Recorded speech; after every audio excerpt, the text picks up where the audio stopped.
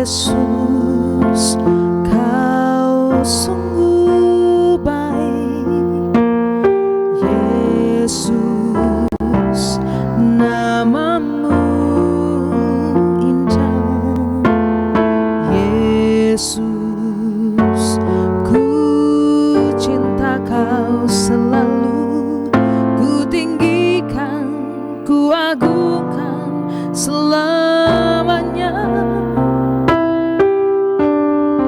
Yesus, Kau sungguh baik. Yesus, namamu indah. Yesus, ku cinta Kau selalu, ku tinggikan, ku agungkan selamanya. Ku mau memujimu, ku selalu pujimu. Ku mau menyembahmu, ku selalu sembahmu. Kau yang layak terima semua pujian, kemuliaan hanya bagi Tuhan.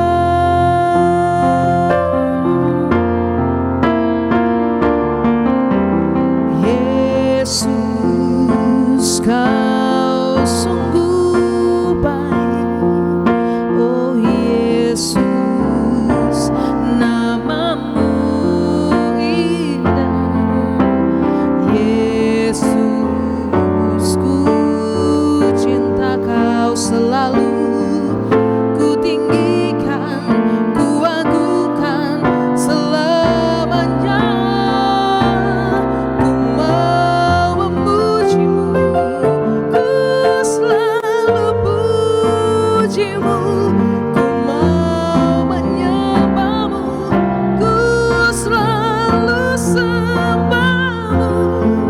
Kau yang layak terima semua pujian, kemuliaan hanya bagi Tuhan.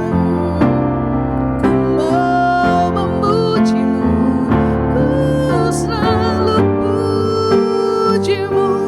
Ku mau menyembahmu, ku selalu sembahmu. Kau yang layak terima semua pujian, kemuliaan hanya bagi Tuhan. Kau yang layak terima semua pujian, kemuliaan hanya bagi Tuhan.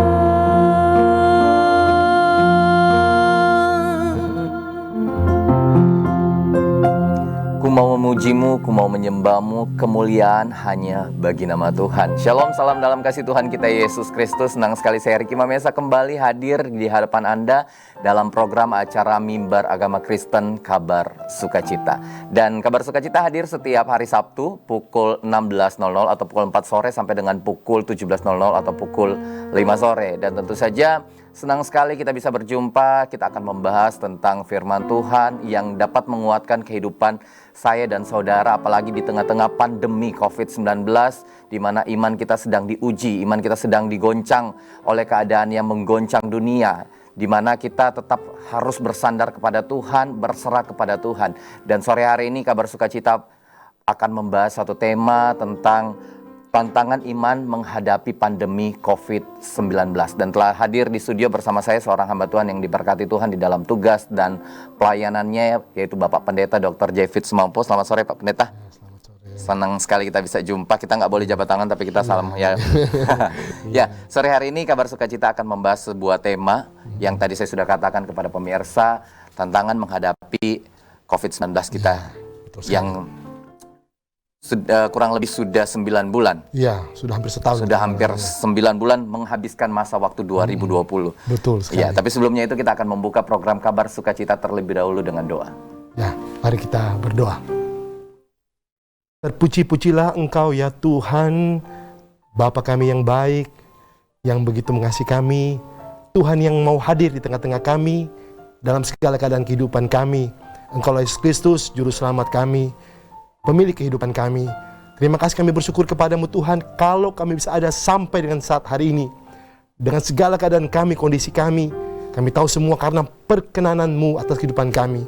Itu sebabnya Tuhan Yesus, kami mau belajar dari kebenaran firman-Mu untuk bisa bersikap yang benar, memberikan respon yang tepat, menghadapi hari-hari yang semakin ini jahat dengan adanya serangan virus COVID-19 di tengah-tengah dunia ini. Itu sebabnya kami mau belajar kebenaran firman-Mu Tuhan. Engkau tuntun kami agar kami bisa mengerti dan kami bisa kuat iman kami, semakin teguh dalam Engkau. Justru apa yang kami hadapi hari-hari ini semakin meneguhkan kepercayaan kami bahwa Tuhan, Engkaulah Immanuel yang selalu beserta dengan kami, Tuhan yang tidak pernah tinggalkan kami. Terpuji nama-Mu Tuhan. Urapi percakapan kami ini, kami dedikasikan perbincangan kami ini untuk kemuliaan nama Tuhan, supaya Engkau yang tinggikan, Engkau yang diagungkan, dan supaya kami semua yang bisa menyaksikan tayangan ini berjumpa dengan kasih-Mu yang memulihkan hati kami, berjumpa dengan kebenaran-Mu yang memerdekakan kami dari ketakutan dari dosa, dan berjumpa dengan kuasa-Mu yang mengubahkan hidup kami. Terima kasih Tuhan. Kami akan mulaikan percakapan kami ini di dalam nama Tuhan Yesus Kristus. Kami bersyukur dan landaskan semua ini di dalam kuasa-Mu Tuhan. Haleluya. Amin. Amin. Ya, dan saat ini saya mengundang Bapak Ibu semua untuk mengambil Alkitab. Dan pembacaan kita sore hari ini terambil dalam kitab Yakobus. Surat Yakobus pasalnya yang pertama, ayatnya yang kedua, dan ayatnya yang ke-12.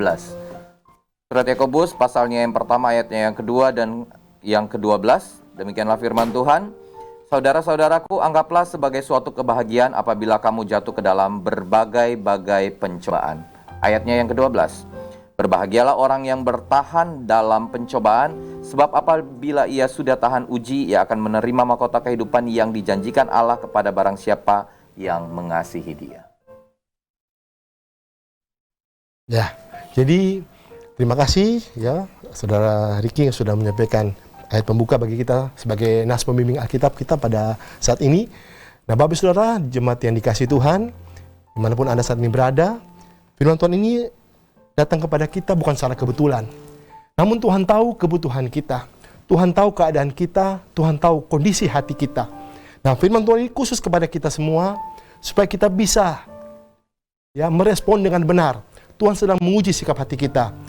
Dan Tuhan sedang mau membawa kita dalam pertumbuhan iman dengan tantangan yang kita hadapi hari-hari ini. Ya, khususnya dalam hal ini yang sedang kita bahas adalah tantangan yang melanda seluruh dunia. Bukan cuma di Kota Palu, bukan cuma Sulawesi Tengah, ya kan? Bukan cuma Indonesia, tapi seluruh dunia. Ada banyak negara yang saat ini ya betul-betul mengalami keprihatinan akibat serangan daripada penyakit COVID-19 ini atau virus corona ini. Nah, itu sebabnya dengan firman Tuhan ini kita akan melihat bagaimana Tuhan mau kita bertumbuh dalam iman. Ya, ada 4 kebenaran yang kita mau angkat dari nas pembimbing Alkitab kita ini, ya, di balik cobaan yang kita alami. Ya, ini seperti cobaan bagi kita. Yaitu yang pertama, bahwa pencobaan yang datang kepada kita melalui penyakit COVID-19 ini bukan berasal dari Tuhan. Karena dalam surat Yakobus 1 ayat 13 dikatakan di situ bahwa pencobaan itu bukan dari Tuhan. Tuhan tidak pernah mencobai umatnya, dan Tuhan juga tidak mau dicobai oleh yang jahat. Itu sebabnya ya Tuhan tidak akan berikan kita pencobaan. Tetapi kalau Tuhan berikan kepada kita itu ujian. Ya, ujian untuk peningkatan iman kita, bukan cobaan. Ya. Cobaan itu datang dari mana? Cobaan datang dari si jahat. Ya, dan juga dari hawa nafsu kita manusia yang menguasai kita untuk kita berbuat hal-hal yang bertentangan dengan kehendak Tuhan. Itu kebenaran yang pertama dari nas tersebut. Kemudian kebenaran yang kedua, yaitu ya pencobaan ini bisa menimpa siapa saja. Tak terkecuali. Seperti di dalam 1 Petrus 1 ayat 6 dikatakan di situ, bergembiralah kalau engkau menghadapi berbagai pencobaan. Artinya ketika pencobaan datang, ya kita bergembira. Karena dalam Amsal dikatakan, hati yang gembira adalah obat yang manjur. Artinya dengan kita bersyukur, kita bersukacita, ya, itu akan meningkatkan imun kita.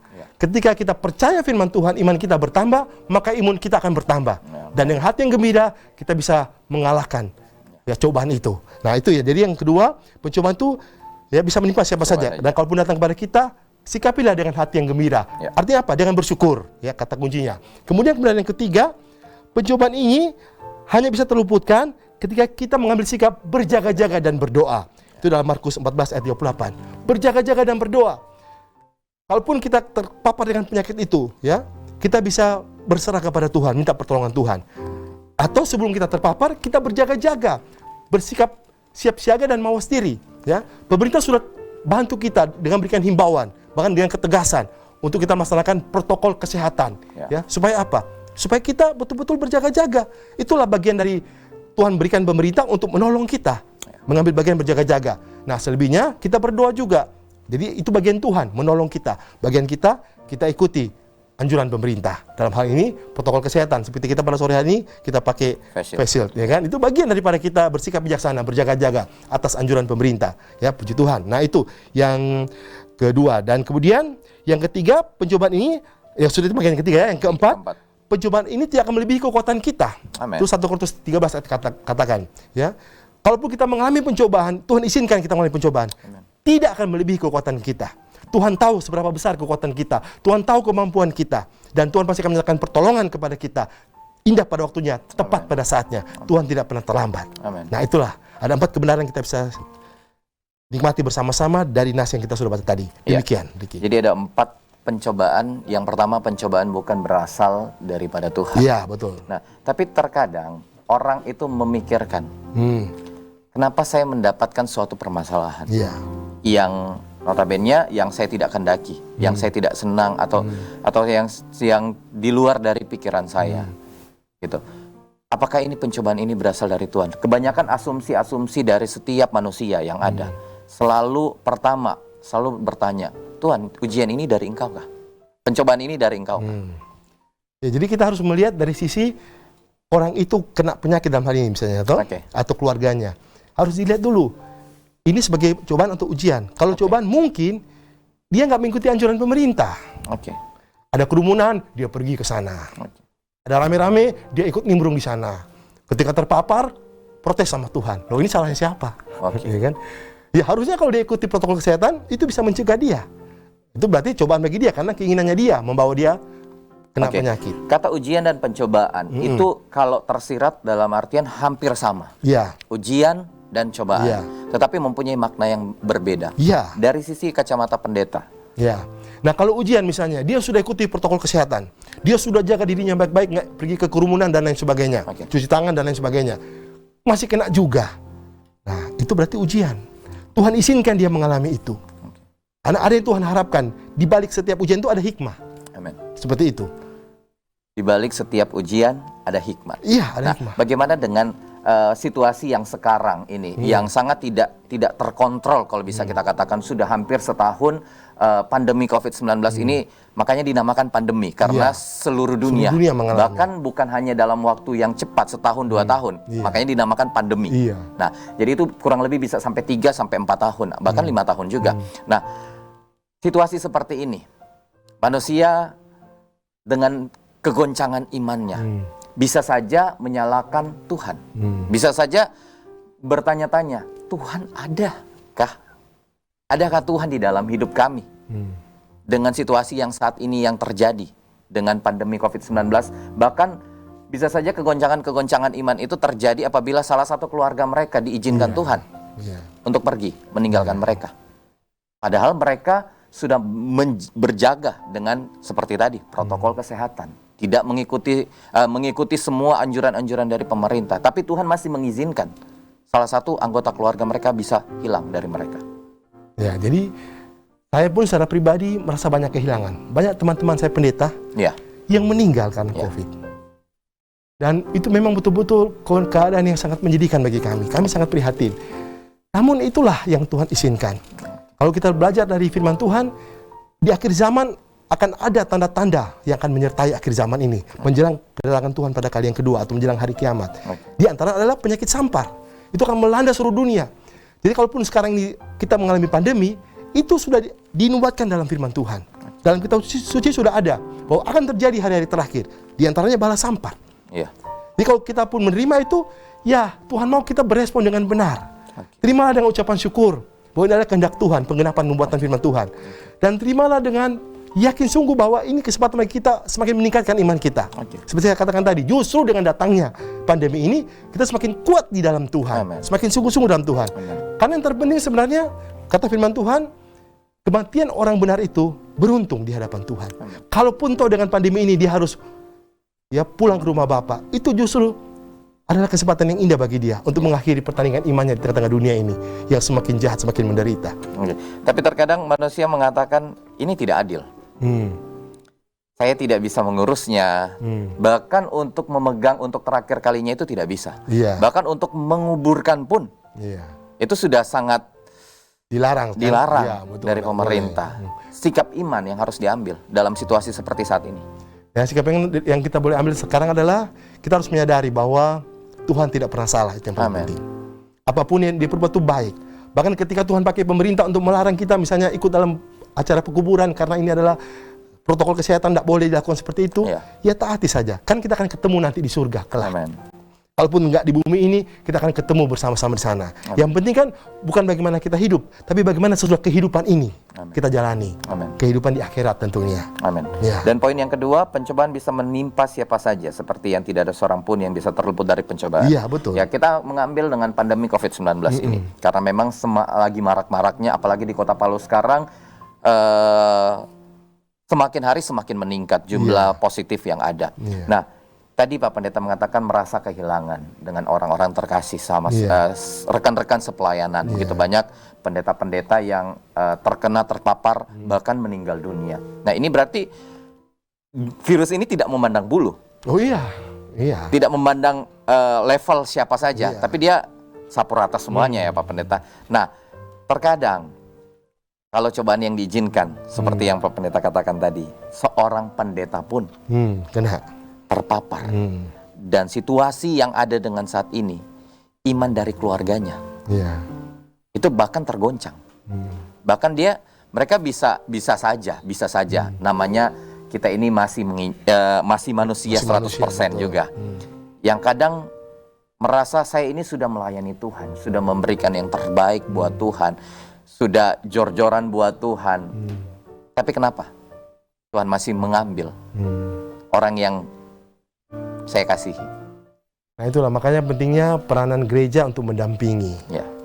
Peranan sesama hamba Tuhan untuk saling menguatkan satu sama lain. Dan saya pikir sekarang dengan adanya kemajuan informasi teknologi, kita bisa berkomunikasi, kita bisa berkomunikasi dengan teman-teman kita, dan saudara kita, dengan orang-orang yang mengalami kemalangan seperti itu. Kan? Kita bisa berikan kekuatan iman, kita bisa doakan. Dan memang kembali terpulang kepada setiap kita masing-masing. Pribadi masing-masing. Untuk percaya firman Tuhan, bahwa dalam Roma 8 ayat 28, bahwa Tuhan turut bekerja dalam segala perkara, bahkan dalam keadaan musibah sekalipun, dalam keadaan yang malang sekalipun, ada Tuhan di situ yang selalu beserta dengan kita.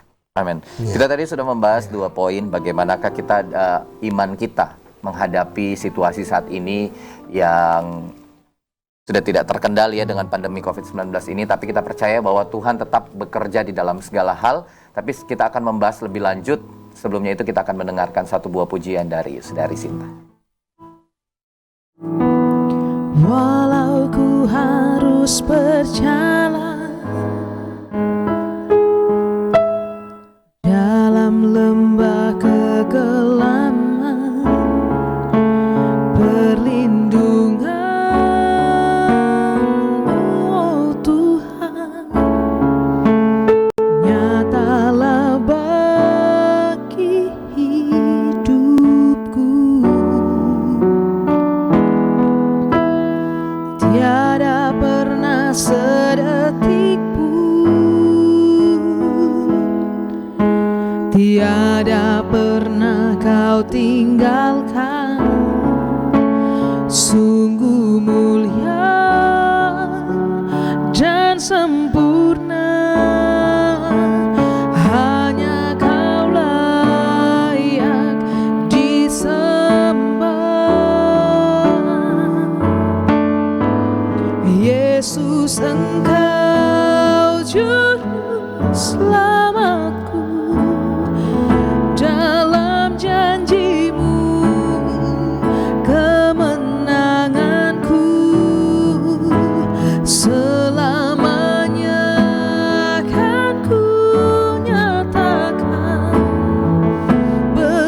setiamu Tuhan di hidupku.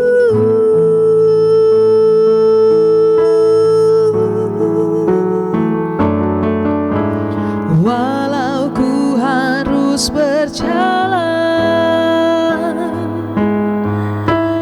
dalam lembah kekelaman, perlindungan-Mu, oh Tuhan, nyatalah bagi hidupku. Tiada pernah sedetik pun, tiada pernah Kau tinggalkan. Sungguh mulia dan sempurna, hanya Kau layak disembah.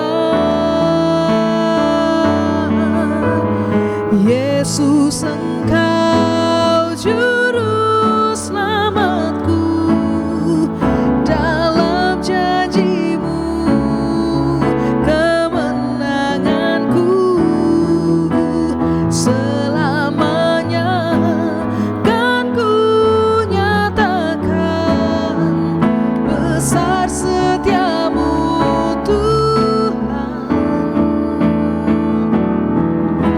Yesus,